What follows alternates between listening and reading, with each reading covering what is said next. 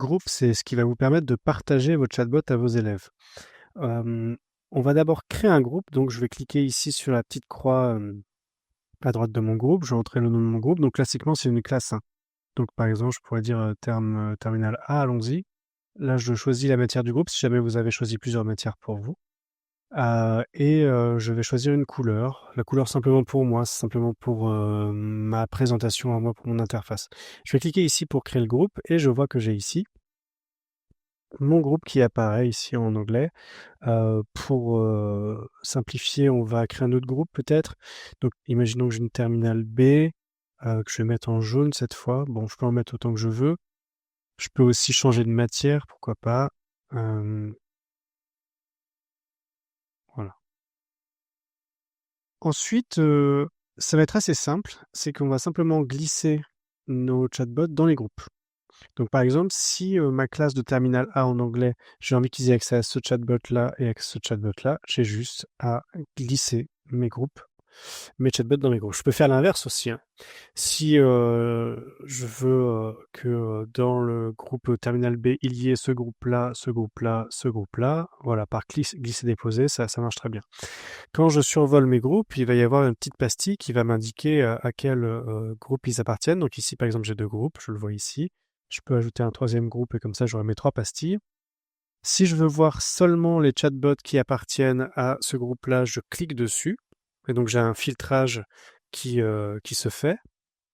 C'est assez pratique.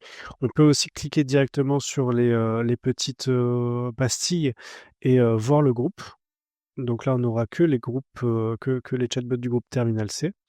On peut aussi retirer du groupe considéré, etc. Donc ça, voilà, c'est des fonctions assez faciles à maîtriser. Je peux aussi cliquer ici sur ma petite carte de chatbot et ajouter manuellement un groupe. Donc par exemple Terminal A. Là, je peux changer la date d'ajout.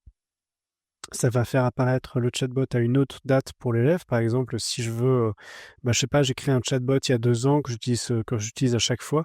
Mais dans le cours de mon année, c'est le chatbot que je vais mettre en avant parce que c'est celui qui est le plus récent pour les élèves. Et du coup, je peux changer la date d'ajout et la mettre à la date du jour. Ça pose pas de problème.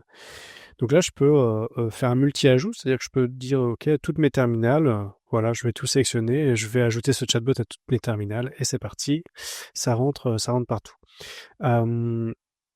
Fonction de retirage pour retirer du groupe, mais je pense qu'on a vu le principal. On peut toujours modifier le groupe en cliquant ici. On a la même fenêtre qui s'affiche. Maintenant, comment je fais pour partager mes groupes à mes élèves? C'est très simple. Une fois que j'ai fait mon groupe, je vais cliquer ici sur le petit bouton, je vais dans Partager. Et je vais avoir soit un code, soit un QR code. Donc, si je veux l'afficher en plein écran, par exemple, pour que mes élèves, imaginons, je le vidéo projette au tableau, je clique ici et les élèves peuvent scanner le code avec leur portable. Ou je peux aussi l'enregistrer sous forme de fichier image et ensuite l'envoyer, par exemple, à mes élèves ou le coller dans un mail.